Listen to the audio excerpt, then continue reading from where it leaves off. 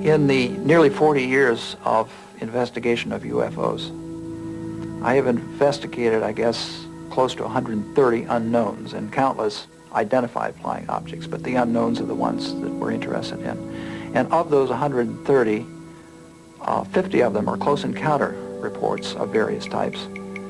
And of the close encounters, 14 involved entity sightings. And finally, we get down to maybe 3 abduction reports.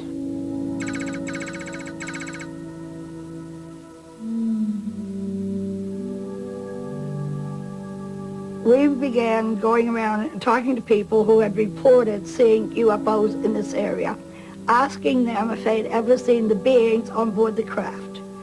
Oh, yes, they all had.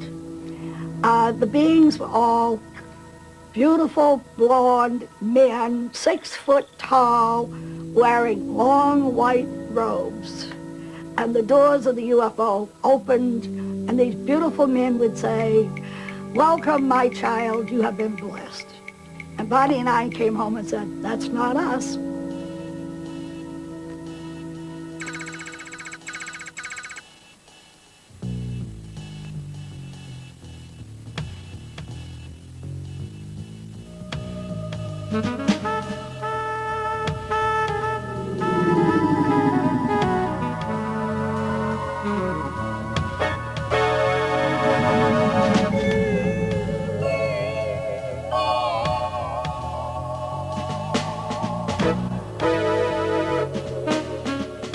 Well, I've come over from England to this convention, and I brought with me some songs which have come through, I understand, from the space people, and they have a content which I would like to share with people, for I think there's a lot in it that you will understand when you hear.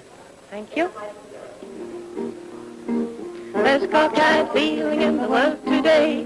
The power of politics is here to stay. The China, Russia, and the USA. Boy, don't let them fool you. Take a look at this world of ours. Just one mud ball in the sea of stars. Oh, the planet's got no color bars, 'cause they've got perspective. Yanks and Ruskies putting men into space, but it's all a mad politician's race. What upmanship in this year of grace, it makes you giggle. The population stands and stares, while men in capsules explore upstairs. Why we can't even manage our own affairs. Some cheap colonization. Decide they got people on Venus and Mars. They got lads and lasses, they got cars and cars. They got better transports than 4-wheel cars. Have you ever seen them? Those flying saucers whisking through our skies. Must take some power to make them rise. The government departments just hide their eyes. Call them meteors. With all the lies that they print and shout, the general public has its work cut out, figuring what it's all about, but just you keep on trying.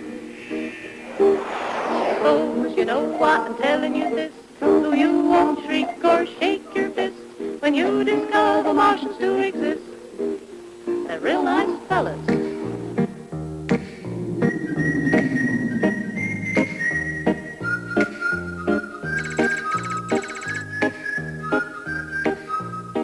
By the newspapers here, that Kraft Ericke, head of the Space Flight Division of the American Rocket Society, he recently says, man must prepare soon to meet with intelligences of other solar systems.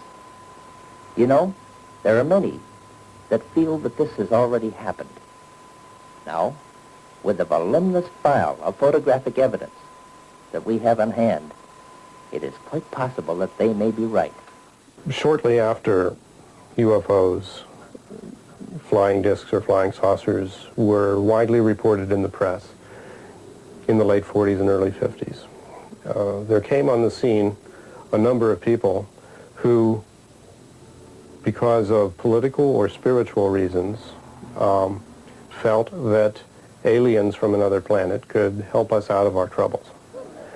And whether they had a UFO experience or not, they felt that the kind of philosophy embodied by hopefully objective beings from somewhere else could solve our problems.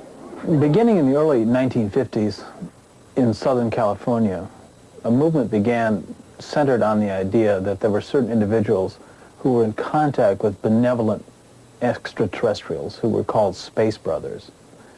And among these people were most prominently George Adamski, another was Daniel Fry, Truman Bethurum, George Van Tassel, Orville Angelucci.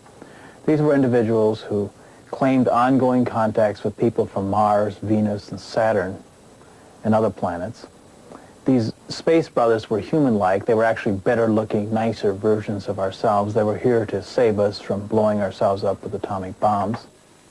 After 1 year's investigation, I believe that the flying saucers seen by veteran airline and Air Force pilots are objects from another planet. The Air Force itself has officially admitted that flying saucers exist. This statement appears in Project Saucer Case number 75. Not only that, the Air Force has officially analyzed the motives of possible visitors from space. Here is a direct quotation from the official report. Such a civilization might observe that on Earth we now have atomic bombs in our fast-developing rockets. In the past history of mankind, they should be alarmed. We should therefore expect at this time above all to behold such visitation.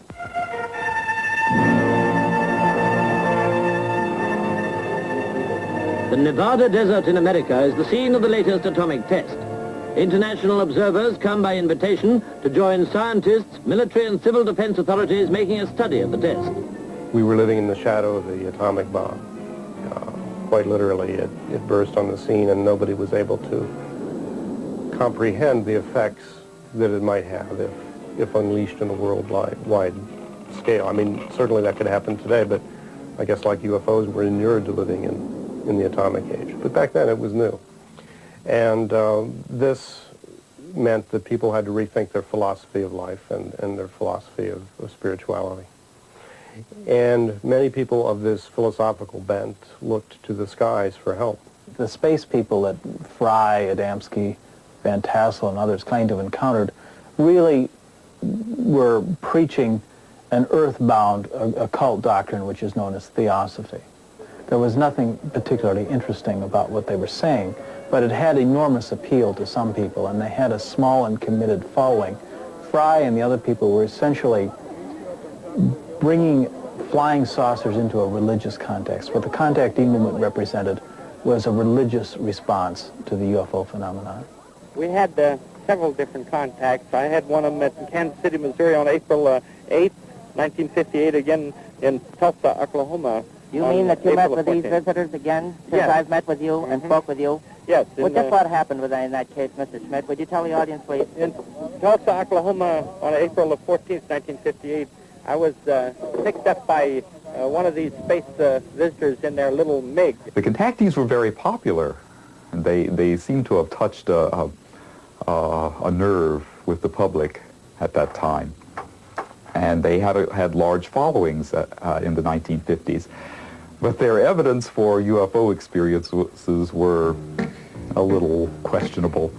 Their photographs tended to be dubious. The more scientific ufologists always didn't care for them, thought they were simply trying to make a buck. The big name in contactees of the 50s was George Adamski. And he had been actually a spiritual teacher and maybe a kind of a mini guru as far back as 1939. And had, tinkered around with cameras as well, too. So when UFOs began in 1947, you might say, he took a lot of pictures of them. Probably fake pictures as we look back on it now. And he had like hundreds of them. Now, when you produce a photograph of an alien or a spaceship, either you have a real photograph of an alien or a spaceship, or you consciously fabricated it.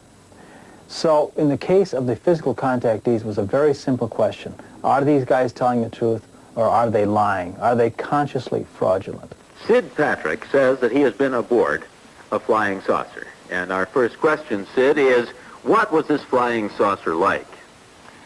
Well, to answer that, I would like to show the charts which I have provided for this this kind of answer. All right, now, this is the spacecraft, is that right? That is right. That's just the way it appeared as I was approaching it to go aboard, as they had asked me to come aboard. They had invited me aboard. Is that the door at the bottom? It is. Having been aboard the spacecraft, Sid, can you tell us what the layout aboard the craft was?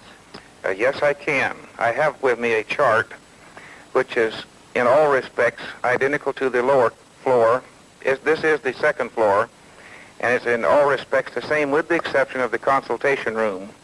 I might point out that in the traveling through the craft, we went through a total of 14 rooms, and we saw 8 other persons, 7 more men and 1 lady.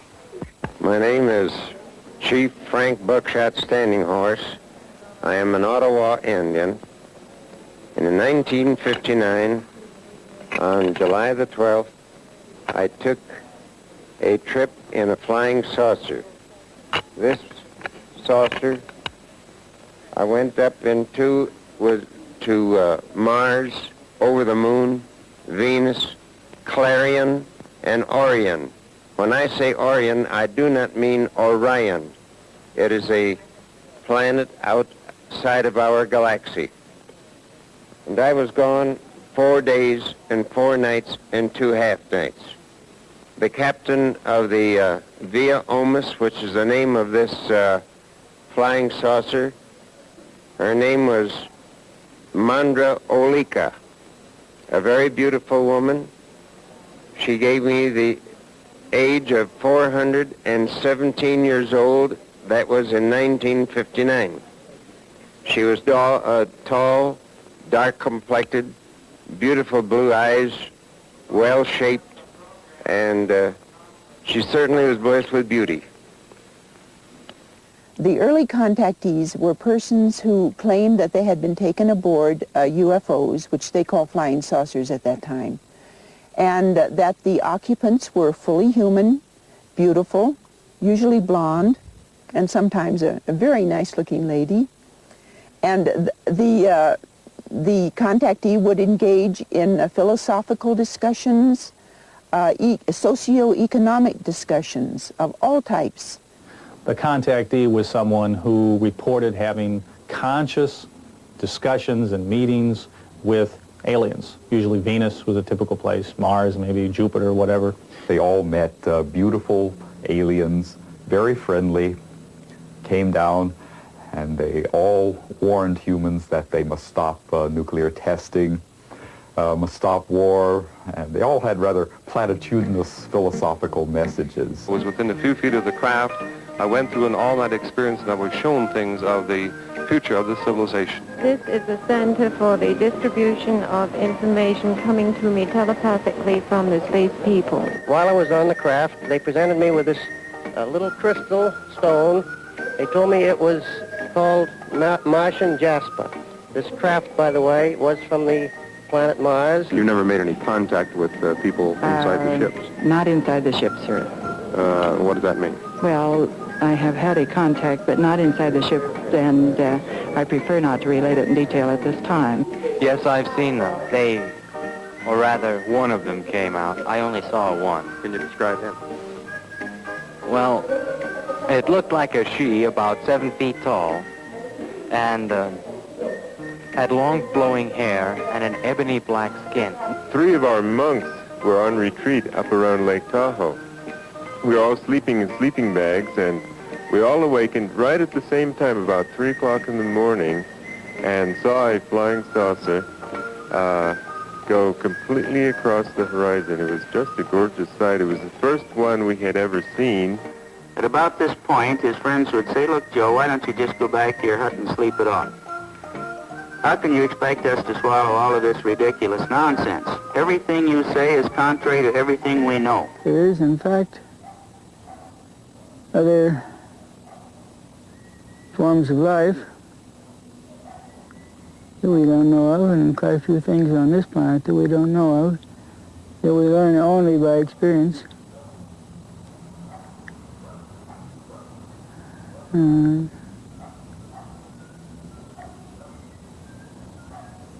There are forms of life here on this planet that we don't think much about, but we become acquainted with them here without really realizing it. In the 50s, contact with what passed for UFO people or aliens was pretty benevolent. You met your long-haired Venusian in the desert, and they gave you a taste of what it was like to be a space brother. But with Betty and Barney Hill case, which was the first abduction case to really take the popular consciousness by storm, things changed. The aliens became little guys who didn't look that human at all, and they did kind of crazy things to you, like take you on board their spacecraft and perform operations of a very mysterious and disturbing nature. That really was the turning point in ufological history, because it paved the way for acceptance among ufologists and even among the general public that the UFOs were not only here, but they were here and wanting to do something to us. The Betty and Barney Hill abduction case, which occurred in 1961 but really didn't come to public attention until 64, 65, when there was a magazine article on it and then a book, was the first U.S. abduction case that the public and ufologists were aware of. It turns out now that there were many cases before that. I'm Betty Hill, and my husband Barney and I were the first persons on this planet to be abducted by astronauts from another solar system. My very first UFO close encounter case was the Hill case back in 1961, which everybody is familiar with by now. That was a landmark case, or it turns out to be a landmark case, because it was the first publicized missing time abduction case. I didn't know it at the time, but it sort of set the standard for all the abductions to follow. We saw what we thought was a new star in the sky, and at that point it began to move and went across the face of the moon, so we stopped the car to get out to look at it, because now we know it's not a star, it's possibly a satellite. Barney decides to get out with the binoculars in an attempt to identify this craft. And he gets out, I stay in the car. He looks up at the craft and he sees human-like figures standing behind the windows, looking down at him, and the craft began to descend. And he had got the impression they were trying to capture him, trying to grab him. He ran back to the car. We went speeding down the highway to avoid capture. There was a series of beeping sounds. And then, for some unexplained reason, Barney left the main highway onto a secondary road, and we found ourselves next on a dirt road. Just before we got to the dirt road, we saw what we thought was the moon setting. And you could see the silhouette of trees in front of it. And then the dirt road, we could remember leaving the dirt road, finding our way back, and when we came into Ashland, back on the main highway, we heard the beeping sounds again, and we came home. I was asked to drive to Portsmouth, New Hampshire, which I did, to interview the couple. Of course, this being a close encounter case, I had never come up against one like this, or any before. I was skeptical, although I think it's a good idea to be skeptical when you go into any of these cases. But after I was finished grilling them for 6 or 7 hours, I was very impressed with their story and with them as witnesses. There are 11 of these beings. They're for purposes of identification. We call one the leader, because he seemed to be in charge, and he was the one who spoke to us in English. Then there was the examiner, who did the testing, and then there were what we call crew members, because they stayed outside in the corridor. There were 9 of them. Now both Barney's and my exams basically were very much similar. They checked our eyes, ears, nose, throat, took samples of our hair, scraping of our skin, were very interested in our feet. And then with me, they put me on the table and tried to insert a needle-like instrument in my navel. He said it was a pregnancy test. And I said that was no pregnancy test, and it wasn't in those days. It was unheard of on this planet. Betty, within 2 weeks of the encounter had had a series of nightmares, very unusual dreams. And she alluded to the possibility that maybe the missing time that they had experienced on their trip home had something to do with the dreams. In the dreams, they drove off the main highway down a side road in a heavily wooded area. They were stopped, and by alien entities, they were taken on board, examined, and then released. At the time, since we had never run up against anything like this, I assumed that the first encounter along the highway was all there was to it, and that perhaps these were wish fulfillment dreams or some such thing that Betty had. What if they had been kidnapped? What if it had happened further down the road and her mind manufactured the rest of it? And by the way, Barney had no recall at all of the abduction at that point. Particularly where Barney was closed-minded. This created quite a bit of emotional turmoil for him. And he began to having health problems. And anxieties, fluctuating blood pressure, stomach problems and all. And he wasn't responding to medication. So his doctor thought maybe Barney had some kind of emotional hang-up of some kind that was preventing him from getting back on his feet. So he sent Barney in to a psychiatrist who was in the same building he was in. And Barney started going to the psychiatrist on a regular basis, talking about his early childhood and all. And one time Barney went in and the psychiatrist said, asked Barney, well, what did you do this weekend? And Barney told him we went up in the mountains looking for this spot. So he began questioning Barney about this, and as a result, referred both Barney and me to Dr. Benjamin Simon. Both of them then, 3 years later, were hypnotized by Dr. Benjamin Simon in Boston, and both had abduction scenarios, as we all know. This creature, this leader, is telling me something. How? I can see it in his face. You see it? Let's move. No, I'm sorry, movement. He's just telling me, don't be afraid.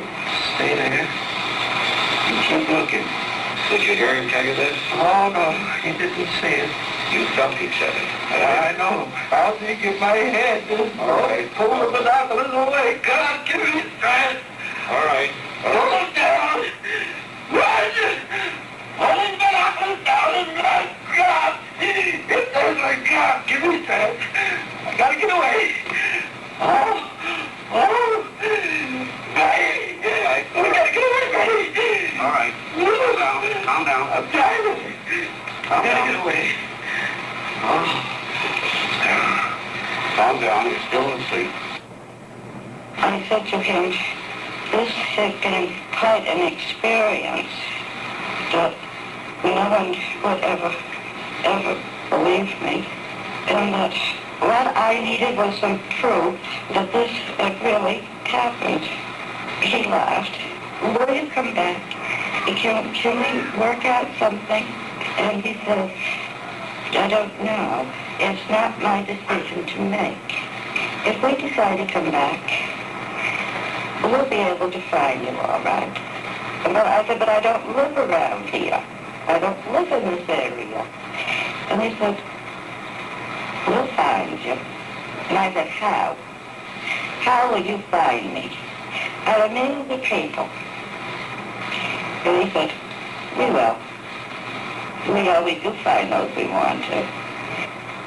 And I said, well, now what do you mean by that remark? And he just laughed. I had a special interest in one aspect of this since my field is astronomy. After one of the hypnosis sessions, Betty drew from memory a sketch of a star map that her guide or the leader aboard the UFO showed to her. Actually, it was not a two-dimensional map at all, but more like a three-dimensional hologram. I don't know if there was an opening in the wall or just what, but all of a sudden here's the map. It didn't pull down or anything like that. And it was probably about 2 by 3 feet. And it was almost, it was so realistic, it was almost like looking at the sky. And even some of the objects even seemed to be slowly moving. He asked me if I knew where we were on the map, and I told him no. And he said, well, if I didn't know any basic information, then it would be impossible for him to show me where they were from. And with that, he put the star map, pushed something, and the map was gone. The two largest stars appeared to be just objects in the foreground, therefore they showed up large. And these appeared to be the base stars. There were heavy lines running between these two stars, indicating heavy traffic, trade routes. In fact, the leader explained it that way. There were solid lines going out to several other stars where they apparently traveled, and then dotted lines or dashed lines going to others which were remote outposts, one visit to these stars or less frequent visits. Years later, Marjorie Fish, an Ohio school teacher, decided to take the star map and to see if it matched reality, to see if there really was a 12-star pattern like this in the heavens. Now, later, in the research of the star map, I was contacted by a school, at that time she was a school teacher by the name of Marjorie Fish in Ohio. And we wrote back and forth several times. And then she said she'd like to come here and talk to me in greater detail about the star map. And she spent several days with me, asked me numerous questions. And when she went home, she started building models. She took boxes, strings. And she started out and she put our solar system in the middle and started working out so many light years. So over a period of 6 years, she built three-dimensional models of the sun's neighborhood of stars, moving ever outward. And when she had finished, she had almost all the same stars in the same pattern that I had in the star map, except two were missing. And so she wasn't able to complete the research until our astronomers found these two stars in 1969. She had expected in the beginning to come up with random, easily duplicate random patterns, that they would show up quite often, looking like Betty Hills, but that was not the case. She didn't find any until the 6th year. And she discovered it by lying on her back on the floor and looking up at an odd angle. The whole 12-star pattern flashed into view. All the stars have been identified, and making it even less likely that this is a random choice. All 12 stars that are hooked up by solid lines or dashed lines turn out to be life candidate stars. They have spectra that are very similar to our own sun. They are good candidates for planets, and the planets in turn would be good candidates for life. So what is the likelihood of finding 12 stars connected in this manner in this huge volume of space with 100 or more stars? And only these are the life candidate stars in this volume, and all of them have been connected as if visited by these intelligences. Of course, the Betty and Barney Hill case is one of the most significant cases in UFO research in general, let alone in terms of abductions cases. The reason why I feel that that's an honest remark on my point is that the Hill case occurred early enough in the UFO phenomena that the people doing the reporting, Betty and Barney, were not what we would call idea or concept polluted. There had not been a lot of imagery in the field that would suggest some of the things that they talked about. Also, there are other intriguing aspects of the Hill case. Namely, it was done by an outstanding hypnotist who knew his job. Also, the fact that there were two people who apparently gave at least partially independent testimony that was corroborated, and then, of course, the famous star map aspect of the case. The fact that Betty Hill's testimony seems to still make a certain degree of logical sense, and the story flows kind of consistently from one end to another, sets it as one of the real classic cases of ufology and something that is not easily dismissed by the skeptics, no matter what they would like to say. It was an interesting conjunction of affairs. If Barney Hill had not responded as, in a sense, badly as he did to the experience, and had not had so many, let's say, psychological problems, sleep disturbances, ulcer problems, and so forth afterwards, it wouldn't have gotten to a doctor. And it had to be a particular doctor who would send him to a psychiatrist who would look for a buried trauma. So it was a series of interesting coincidences and accidents that brought the very first case out. And at any step of the way, if certain things hadn't happened the way they did exactly, medically and in terms of good investigators looking into it, Walter Webb and others, it might have taken another decade before these things came to light.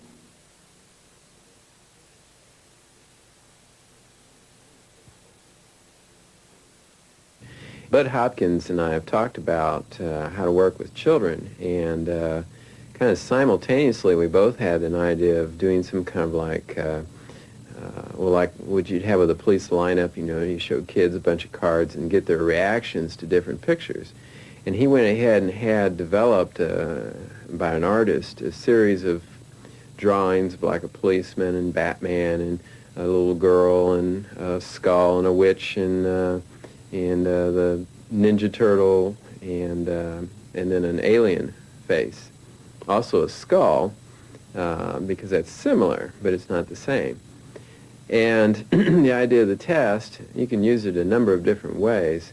One, you can just see if there's any reaction from the child. Two, you can have the child tell a story about each one. Or to save time, you may have the child pick two and tell a story about each one. So I show a set of 10 drawings to a child in the context of playing with the child. This is always a game. And I show them Santa Claus, Batman, etc. And the basic question is just, do you know who these people are, what these are? What you get then is a projective test. However, if there are things perhaps going on with the child, he's likely to use details which either consciously or subconsciously are available to him. It's an interesting test without really digging in or telling a child what you think's going on, just to see what comes up. Recently, as an example, working with a 3.5-year-old child whose mother's a psychiatrist. And it was another psychiatrist, friend of the family, was administering the test to the little girl. I was just there. And this was a game, you know, the little girl was. And she went through just very simple Santa Claus, Batman, policeman, like that. Came to the alien. She said, that's the man that comes in my room at night. And he comes in and we float out the window and we go up a blue light and we go up into this room. And she said, and Mommy, you're up there sometimes. I've seen you on a table and you haven't had any clothes on, etc., etc. Mother, of course, pretty much having a difficult time handling this. He has interviewed 140 people who have been abducted, and their amazing and frightening stories are recorded in his new book. It's called Intruders, The Incredible Visitations at Copley Woods. Please welcome Bud Hopkins. A psychologist friend of mine asked me, would I like to meet Bud Hopkins? And she explained that he was interested in people who believed that they had been abducted onto UFOs. And my reaction to that was that this is ridiculous. He must be some sort of strange person. And she said, no, no, no, he takes it really seriously. Bud Hopkins, of course, is the fellow whose name is most associated with ufology and abductions, though many people may instead know Whitley Strieber because of his best-selling books. But let me talk about Bud first. He's an artist, always has been, lives in Manhattan, and got involved with abduction cases in the mid to late 70s, and has written 2 books on the subject, and now spends essentially all of his time looking into abduction cases. He got involved because it was chance. I mean, basically, he looked into a case that turned out to be an abduction case. He was fascinated by it. He decided to stick with it. One of the reasons is nobody else was looking into them. There are, of course, many people who are interested in doing research on abductions in this country.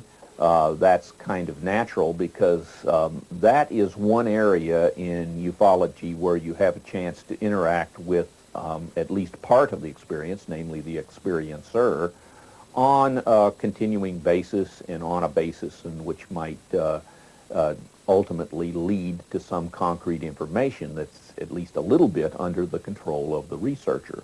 So we have people like Bud Hopkins, of course the most famous UFO researcher, let alone abductions researcher in the world, and my opinion of Bud's work is that it's kind of a classical foundation for the modern study of UFO abductions.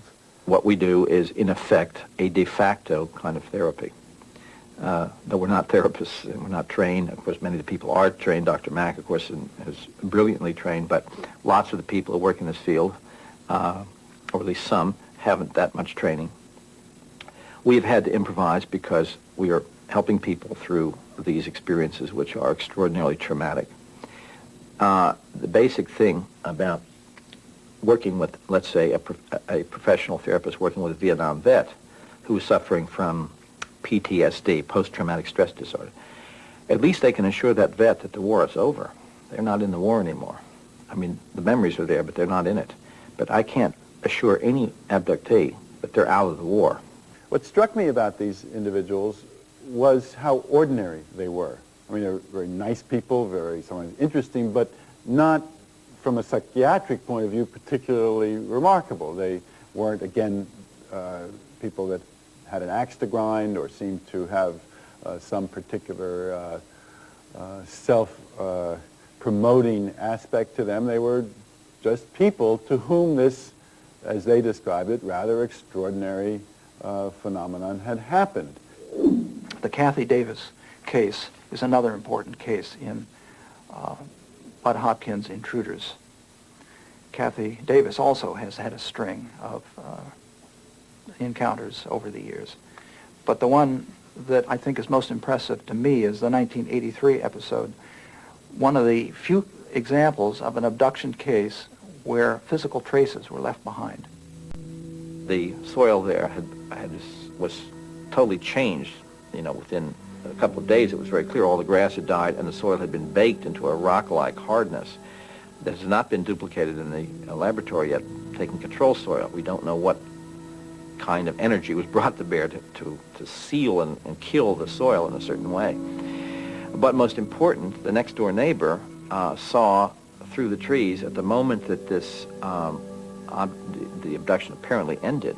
She saw a gigantic flash just exactly in that spot, and some object started to come over her house, making a roaring sound which was interfering with the electricity. She was in a total panic. She thought there was perhaps an earthquake happening. The lights began to flicker, and finally all the lights went out. It's interesting that the screen of the television set, color television, went red. The other colors had dropped out. Two neighbors heard a roar about the same time as this encounter happened. Their houses shook. They had electrical malfunctions. Plus, before hypnosis, Kathy had a conscious memory of the landed UFO. The Kathy Davis case was the most important case that I've worked on, simply because it did establish once and for all the central focus of the abduction phenomenon upon reproductive issues, genetic issues.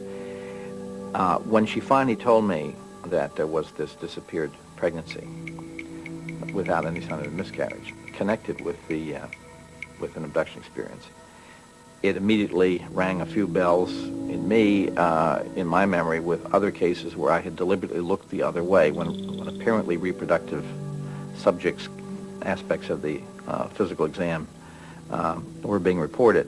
One of the reasons why allegedly aliens are taking people, particularly, well, both men and women really, is to get genetic samples of their actual sperms and egg.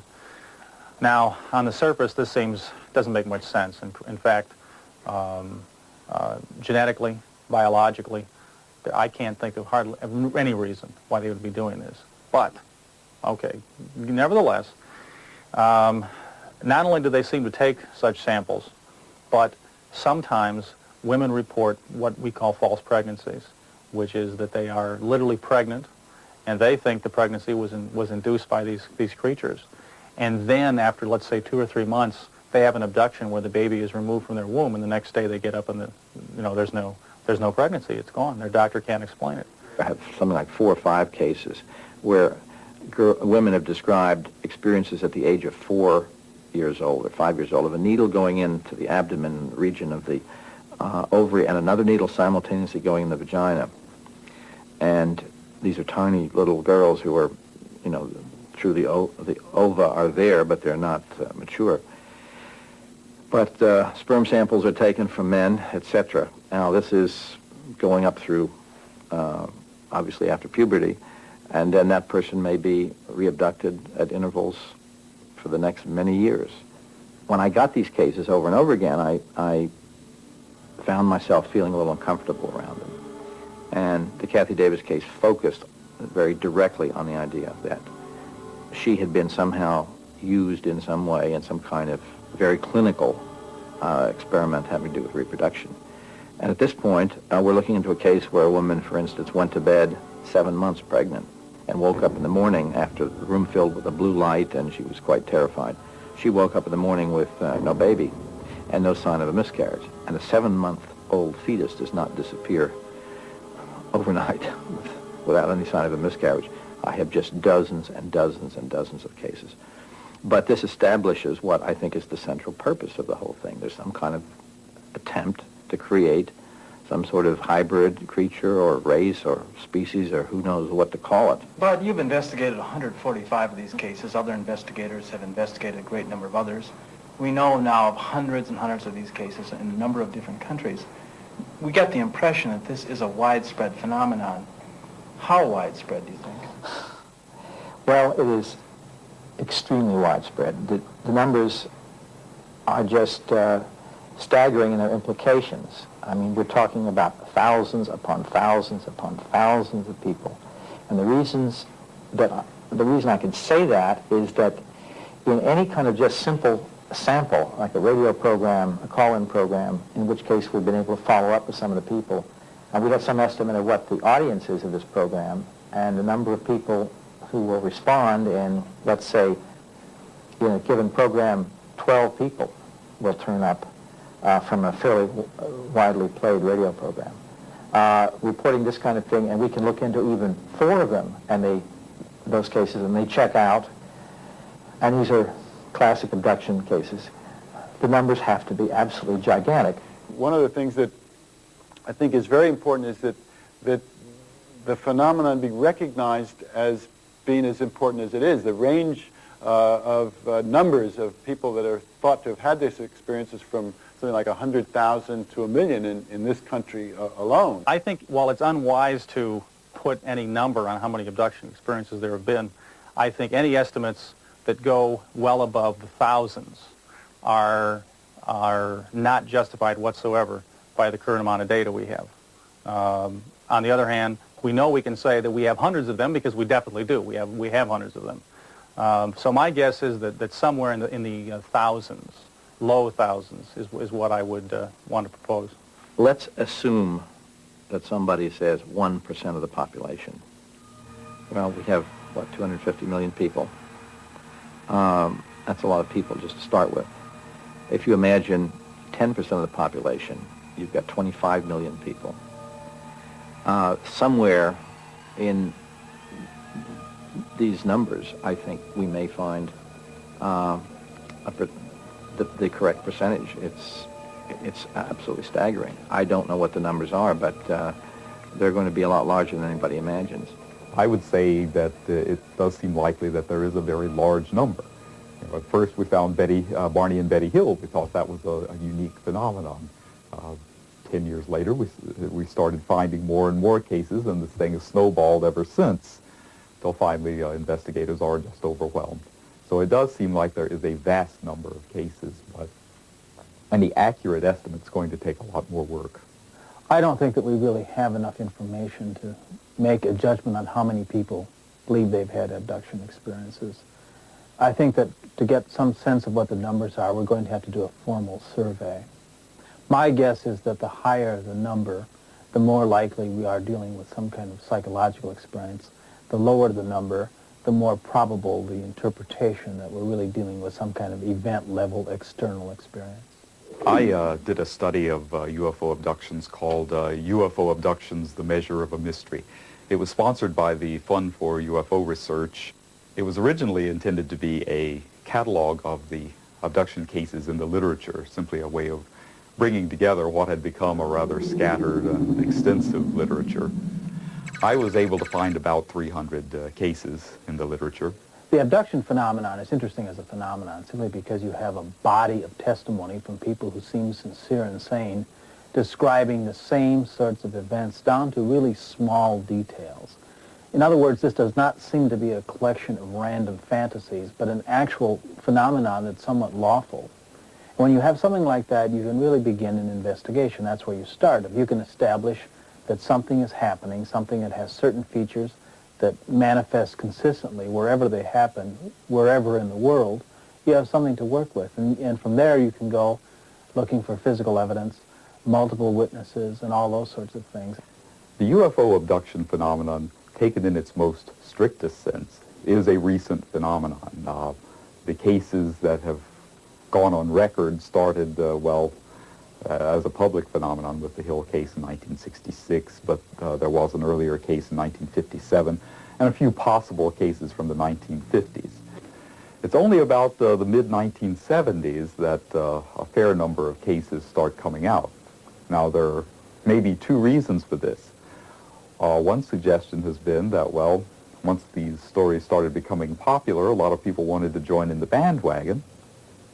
Another is that people have had these experiences all along. They just didn't know who to tell, and they didn't, in some cases, didn't even know what had happened to them. They were just sort of sitting on this mysterious experience. Finally, they heard of some other cases, recognized their own experience, and then knew who to tell, and that's when the floodgates opened and these stories started coming out. The reason the cases are now becoming public commonly is because the material is getting out into, let's say, general public awareness, thanks to books and films and TV and so forth. So there is a kind of channel by which people can report, channel's a bad word, conduit by which people can report their cases. The physical evidence for UFO abductions takes any number of forms. One, you get physical after effects. People may be sick the day immediately after. They may have eye irritation. That's a very common after sequel of the abduction. One very commonly cited bit of evidence is a form of scar. And then, of course, we have the patterns of the scars on people, which essentially boil down to two different types: a long straight line, thin scalpel-like cut. And we have, of course, the round, what we call scoop marks, as if it's a little indentation, as if a layer of cells has just been lifted out. And those turn up over and over again in these cases. And they are generally in the same kinds of places on the body. And they look exactly the same. And the people have the same kind of uneasiness about these. If the abduction events are real and people are actually examined in the way they're described, then there might be physical effects left on their bodies, scars and so forth. Because people describe instruments placed in their body, they describe cuts made to take out tissue samples and so forth. Now, some abductees have little scars and marks on their body. Question is, what's the cause, what's the effect, what came first, the memory, the scar, and so forth. The most interesting are scars that the abductee allegedly was unaware of until after the hypnosis even. There are cases that I've heard of from Hopkins where the abductee will, under hypnosis, remember a procedure, let's say, in the back of their knee, which is a place most people don't look too often. They'll then look in the back of their knee and they'll find perhaps a scar, maybe this long, or a little scoop mark.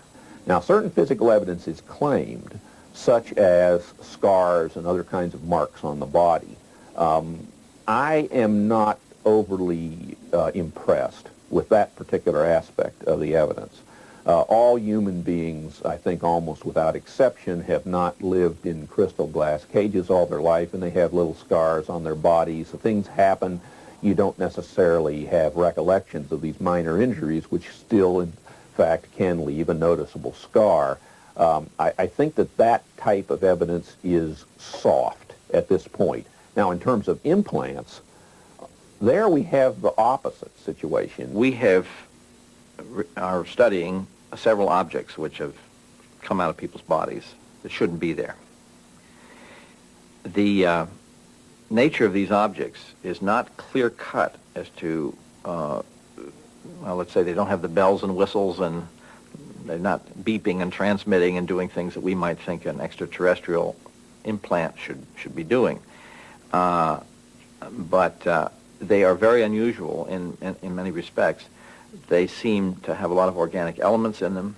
We don't know, we cannot establish that these things so far are totally beyond believability as belonging to Earth. They shouldn't be in the places that they're found. One of the thoughts is that the so-called aliens, somehow track people by leaving these implants in them, and somewhat the way we track animals, that we leave implants and then we can find them again later on, and that's the way they come back and find the person again. I don't know. In a number of cases, there are allegations that there's physical evidence associated with the experience of phantom pregnancies, scars, marks, implants, those sorts of things. We're very early in the investigation of these sorts of things, and the documentation so far is slight. In other words, we don't really have a good medical case history of a phantom pregnancy. We have a lot of allegations from people who seem sincere, but we don't have the documentation. Some alleged implants are being found and studied quietly by well-qualified scientists in laboratories. And in one or two cases, I think they found something quite interesting. But again, this, like so much else involved in abduction study, is in its infancy. The really interesting discoveries will be coming in the next months and years. The geography of abductions is predominated by North America. Most of the cases have come from there. The second largest number have come from England.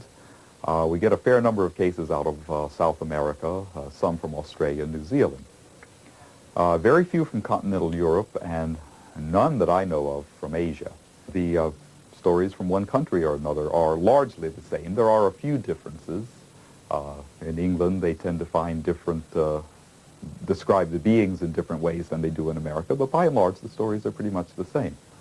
We're used to the North American type, the little gray guys, that even Betty and Barney Hill were involved with, and certainly Whitley Strieber saw, and many of Bud Hopkins' cases involve very skinny entities with large head, big eyes.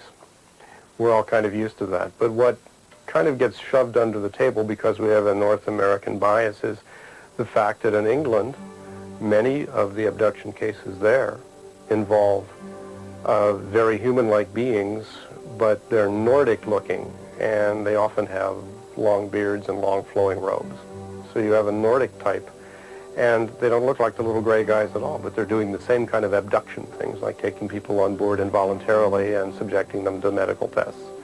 In some cases, these robed people, kind of like Merlin almost, are working in conjunction with another alien type, which seems to be some kind of drone that doesn't look like the North American little gray guys, but nonetheless they're just as stupid and ugly. These kind of things come into prominence in Latin America as the major abductors. And so you see a cultural bias here. A major rejection of the UFO phenomena has been that UFOs can't be real because when people report them and their occupants, they say their occupants have a humanoid form. Head, eyes, and face more or less as we have them, and then a torso, two arm-like objects, two leg-like objects, humanoid form, usually not looking exactly like us, but we recognize what all the parts are about anyway. The entities were described as about 5 foot tall. They were slender, with slender heads which matched, you know, the rest of their slender bodies, completely clothed in dark garments, which seemed to be some sort of thermal insulation from our atmosphere. And the faces were not seen because they too were hidden behind part of the garment. Some things are losers and some things are winners in the design game of life. And we have found out through 4 billion years of earthly experimentation by Mother Nature what the winning design is. The design features have to have this head end with all of these sense perceptors up there close to the brain. The food intake is there. It goes down a long tube. It's processed. It goes into some kind of a fluid system. That fluid system must be pumped. It cannot go by osmosis. There has to be a branching circulatory system. There has to be some kind of a pump in there to move it around. This thing is also going to end up, if it's ambulatory and technical, having a certain number of limbs. The other type of entity was the more typical type that you think of when you think of UFO abduction, the pasty-skinned, whitish-gray, spindly-bodied type, which is about 4 feet tall, with an overlarge head and tremendously large hypnotic eyes. Humanoid form is going to be something that is a logical potential development on many, many worlds. It's not something that's random. You're not going to expect to walk up and shake hands with a pancake the first time you see something in outer space. The argument that UFO phenomena are automatically to be rejected as far as having anything to do with extraterrestrials because people report humanoid life forms is unfortunately ignorant baloney at this stage. Ah, here's a nice little house. Smoke coming from the chimney. Probably one of those old-fashioned fireplaces. Good morning, sir. I said, good morning, sir. 4 eyes and 4 legs. Not much resemblance to my chart. Better look around some more. Well, this is more like it. Wowee. How do you do, sir? I'm Bebat Bobap. I'm here to demonstrate. George, help! We're speaking with Mrs. Linda Soule and family from Nacogdoches, Texas. Mrs. Soule, why have you come to Fort Smith to this UFO convention? Because I'm interested in UFOs, and I wanted to see what all the speakers had to present, different ideas, and how objective it was. Now, you told me a little earlier that you have seen UFOs. Is this true? Yes. And there was another major school of contactees that didn't get as much attention in the early days because of the flamboyant claims of Adamski, Fry, and others. These were people who claimed to receive psychic messages from benevolent extraterrestrials. These messages came through a voice in the head, through automatic writing, visions, dreams, those sorts of things. By the 1970s, there were all kinds of people around, and not many people were paying attention to them. And finally, Leo Sprinkle, who was a psychologist at the University of Wyoming, got interested in these people and entered into correspondence with them. He began giving them psychological tests, trying to figure out what kind of people believed they'd had these sorts of experiences. Then beginning in 1980, he began holding yearly UFO conferences where these people would get together with other contactees and they would exchange stories and tell each other their experiences and so on. These meetings have been going on ever since then. And so Leo Sprinkle has really had a lot to do not only with noticing and documenting this movement, but helping to perpetuate it just by giving these people a forum. I think it's important that that people accept an abduction for what it is. Because I have met people at various UFO symposiums and things who deny the fact that they were abducted, even though all those telltale signs, you know, you can read them off. They may say this, they may say that, but they go through denial. So they have to want the help. And that only begins by accepting what has happened to you. Can we deny an abduction and be a contactee? I don't know. But that's where it has to start. They have to accept what has happened to them, and then they can move on to get some help. See, I think the word abduction, it means to be taken against your will. It's a negative concept word. Mm-hmm. And I feel that there's a lot of negativity and a lot of victimization of the contactees simply because someone, I mean, all right, you're walking along, you meet some beings, they take you on their ship and they bring you back. Well, you're kind of going through the natural trauma reaction, which is a normal human reaction to any abnormal event. And you don't really know what you feel. And they come up and they say, my God, you're abducted, you know. as opposed to saying, you just had a contact experience, and the negative influence of abduction, captors, I mean, the whole thing puts a real negative victimization aspect on the whole phenomena that isn't really necessary. Bill and I have had this discussion about 6 times. You know, I we say, go back and forth. were you contacted or were you abducted? You know, I've been. I was taken, for sure. There you go. That's better than being abducted. But it felt like I was abducted. In the Bible, particularly in the letter to the Thessalonians of St. Paul, there's a description of what is supposed to happen at the time of the second coming, when Jesus returns. And the description in Thessalonians is sometimes called the rapture, the word. And so that it is said by St. Paul that at that moment we will just be taken up into the clouds to meet the Lord at the moment of the second coming. And it seems to me that you could properly describe modern abduction experiences as in some sense fulfilling or fitting the description of the rapture. However, the word rapture has an ambiguity about it. The Latin root of the word raptus means literally lifted up, carried away. And the word rapture has the connotation of ecstasy. When we say we're carried away, I was ecstatic over the experience. That's a positive experience. That would be stressing the positive aspect of the rapture. But the word rapture is also related to the word rape or abduction. And that's the negative side. And so it seems to me that both aspects of the raptus, of the rapture, are represented in modern ufological experiences. I've always been interested in UFOs my whole life.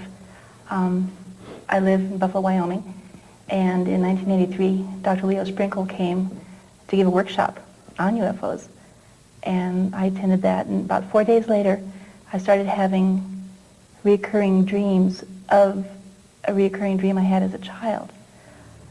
The dreams of being in a boomerang-shaped airplane, being in a round airplane. And 3 years ago I came to the conference here in Laramie, and Dr. Sprinkle regressed me to find out about these dreams I had. I was abducted just about a year ago, last July. I was on a camping trip up near Reno, Nevada, alone. I was camping alone, and had gone into the city of Reno to try to make some money. And as I approached my car, it's around 11:30 at night, as I approached my car, which was parked on the street, a group of people, a cluster of people, was walking toward me. And as I got just about up to my car, I could tell that these people were walking in unison. I thought that was a bit unusual. And I began slowing down, and they were about approximately 15 feet away. I realized that these were not real people. And at that point, I said, run. And of course, at that point, I was paralyzed. I couldn't move. My first conscious knowledge of an experience was at 8 years old when I lived in Alaska. I was getting out of school, and I saw a moose on top of the hill behind the school. And I said, oh, great. So I decided to go check the moose out. So I went up the hill, and there was no moose, but there was a round airplane.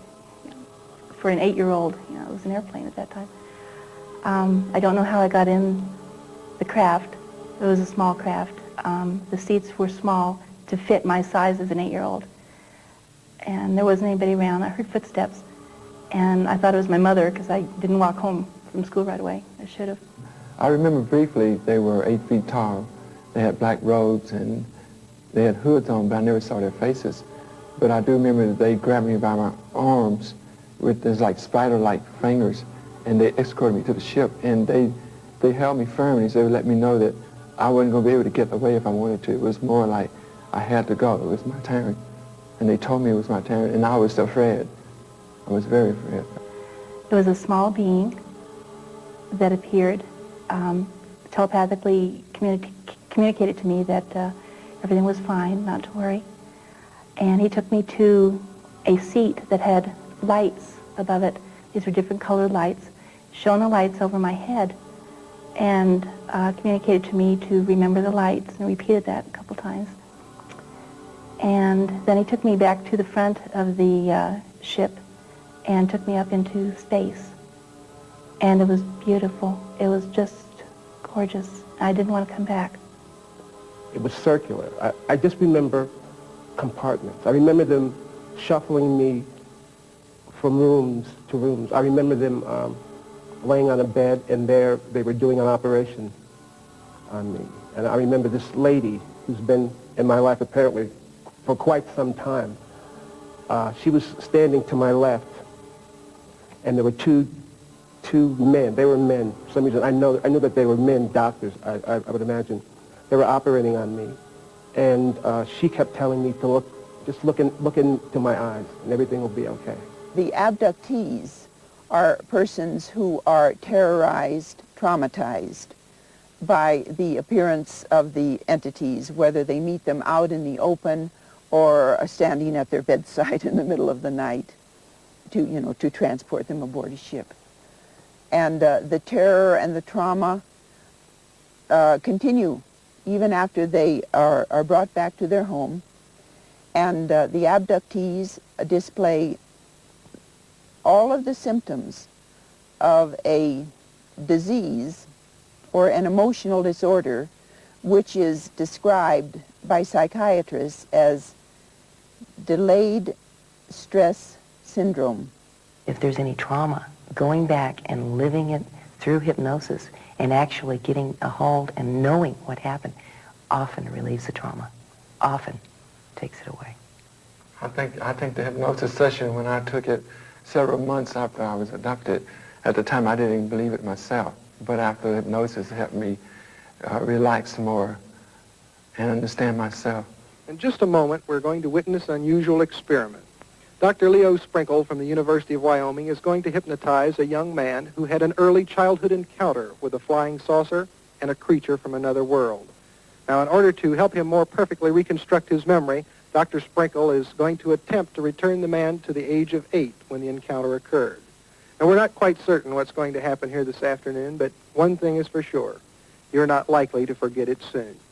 Okay, Morris, as we discussed previously, you'll be able to relax deeper and deeper, faster and faster, letting the entire body relax deeper and deeper, letting the toes and feet, ankles and calves, knees and thighs, hips and torso, hands and wrists, arms and shoulders, neck and head, letting the entire body relax deeper and deeper, being able to go back in time, back to the experience, being able to talk and describe your reactions to the experience.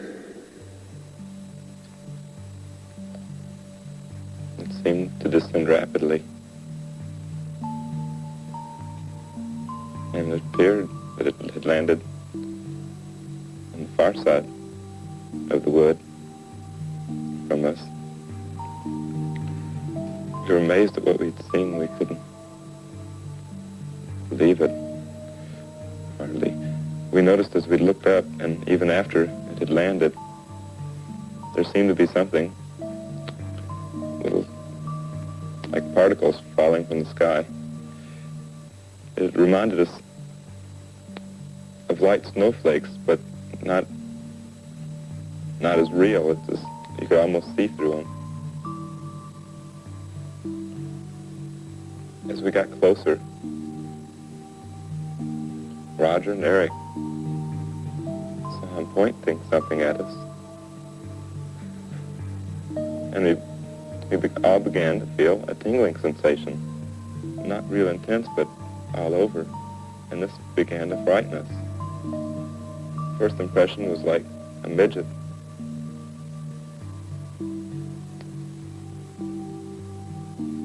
He was completely in a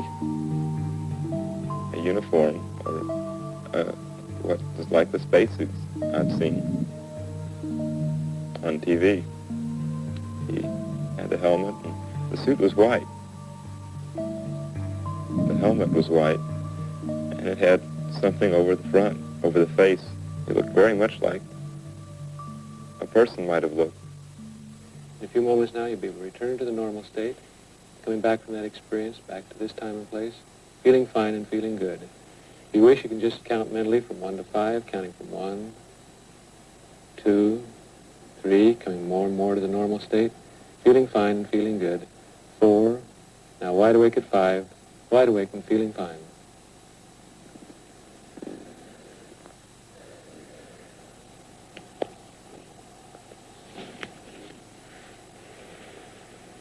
How are you doing? Okay. How did it feel to you as you just went back to the memories? It's real. Yes. If you could, the day after, remember everything that they did to you, you might wind up committing suicide or taking a leap off of a bridge, and maybe by slowly filtering out through hypnosis. It's like taking a safety lid off very, very, very, very slowly instead of just ripping it off and letting it, take off. How could I handle it as an 8-year-old? There's just no way. I think a lot of people are terrified of the idea of what's behind that missing time. And what often happens is they find good experiences and benevolent beings. And it's just getting over that initial fear of not knowing, and I'm afraid of what I'll find, and coming to terms with yourself and say, I need to know for my own mental health. I'd like to see the scientific community to begin to seriously study this phenomenon. Many of them have been intimidated because they're afraid of being ridiculed for studying a quack field, as it's been labeled sometimes. I think it's because it's only through our scientists getting involved and that we're ever going to get to the bottom of it, I think, really. I mean, it's gone on too long where they just totally ignore all this hard evidence, people with marks, people who have all kinds of problems. I think it's time that they stop playing games and got involved to help us, because we need it. Primarily, the intent of abduction investigators since the Hill days has been to analyze abduction narratives and find out the characteristics of the aliens doing the abductions, any kind of communications that they've been relaying to the person that they're subjecting to this experience. But I think now the emphasis is more on therapy and realizing that the abduction victim is a victim. I think people, if they're going out and they feel that they've had some kind of a UFO encounter and they feel like they want to talk to somebody in a supportive sense, they have to be smart shoppers. Because just because you've got an MD on your wall or you've got some official UFO placard on your desk doesn't necessarily mean that you're going to be ethical, you're going to be fair, you're going to be caring. I'll put you through the speech that I give to someone I'm working with. I'll say, my primary responsibility is to you. I'm a psychiatrist, I'm a physician. You've been through something troubling to you, and I'm concerned about your health, your mental health, your physical health, and that you be okay. So if it comes to a choice between are we going to have a philosophical discussion about what this all means, or you become a subject of my scientific investigation, that becomes secondary if you are in need of talking with someone about what you've been through and helping to put this into some kind of place in your life so you can go on living your life. I think that the fear and terror that's involved has to do with the loss of control and what you see, the combination of those two things. And so does the anger, primarily with the loss of control. But it doesn't always have to be like that. It can be that there can be a degree of volition involved in these experiences. I think we can all get beyond the fear and terror, and I agree with Larry wholeheartedly that on the other side of it there is going to be a very, very different type of experience. To my mind, where the people who have had this experience must now go is down that strange, winding, dark path, on the other side of which lies no fear.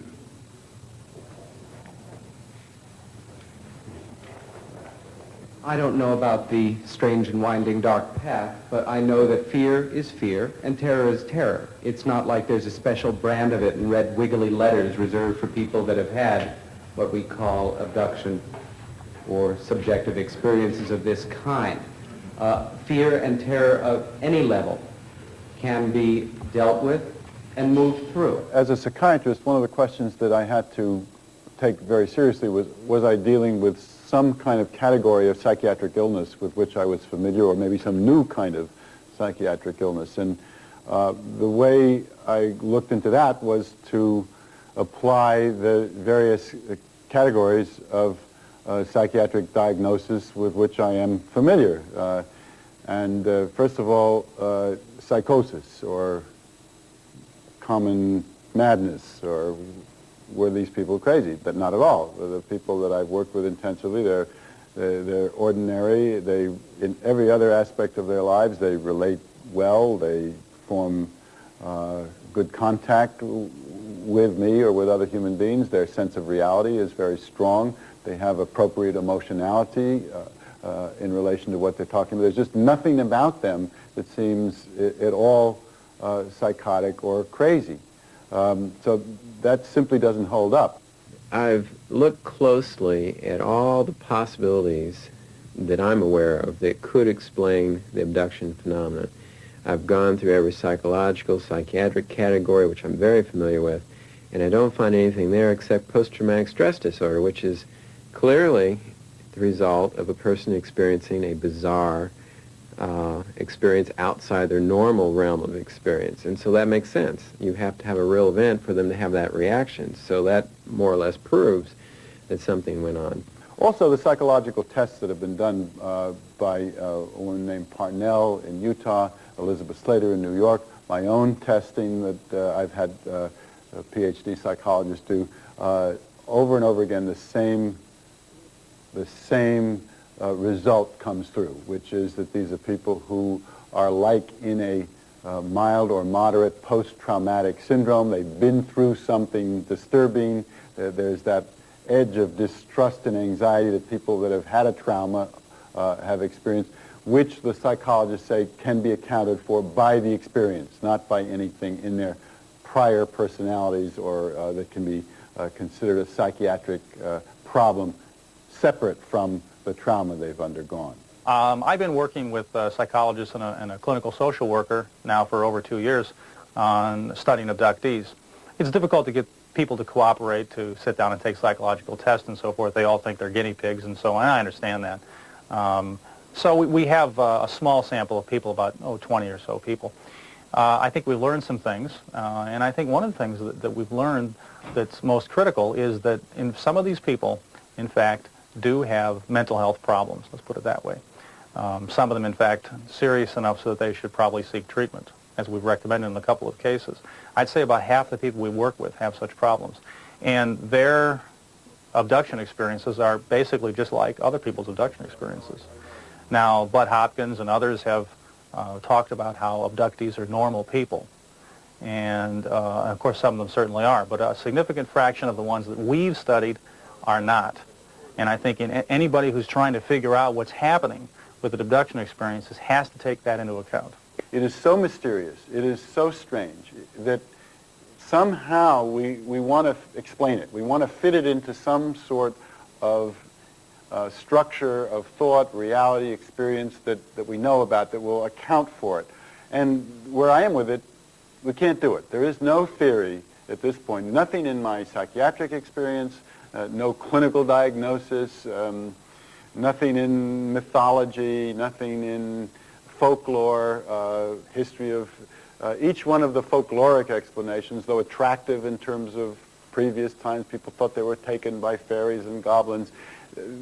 Those phenomena look at superficially similar, but they don't have the hard-edged reality that this appears to have. And so I'm left with that this is a great mystery and has a great deal of meaning to it, but I can't account for it. So you're working with somebody who you can't really give a final answer to. You can't really tell them that it stopped happening, that it won't happen again. You certainly have to admit the possibility that it's going to happen to their children. It's a possibility. What good news are you bringing them? All you can do is to help them accent life here, which we try to do when we have our support group meetings. We try to accent having a nice time. It's kind of a party. People drink a little wine, have some coffee, and there's a lot of fun. But I always tell people not to dwell on the experiences if they can help it, because if you do, you're in the position of the epileptic who spends all day worrying about the next seizure, and your life goes by if that's what you do. So the point is that if we could be more successful in stopping it or giving final answers, we would be happier people. In the meantime, it's strangely like working with someone who has the bleeding disease. I forget the name of it. There's that constant loss of blood, so to speak. It doesn't end. These are some of the problems with the current abduction research and hypotheses. The hypotheses leading one being aliens, and the research being, what's the quality of it and so forth. One big problem. People say there are millions of abduction cases or hundreds of thousands or something. If so, how come we don't see them happening? How come other people don't see abductions happening? Second problem is, okay, so we don't see them happening. How are people taken from their rooms? People are allegedly taken through windows by the aliens, taken through walls by aliens. Do we really believe that's happening or not? It troubles me that we don't have any explanation for it. A third problem why shouldn't we believe the current ideas is that I think the research has been very poor, and I'd like to see much better documentation. For example, why don't we have documentation about false pregnancies? Why don't we have better documentation about these scars? I think without that, it's fair and reasonable for a skeptic to not be convinced by the current evidence. I would like to think that there are no aliens out there abducting people, and that 100% of all the abductions are nothing more than severely repressed traumas of one kind or another that are coming to the surface in an alien space-age format, perhaps caused by child abuse or some other kind of trauma inflicted upon a child at an early age.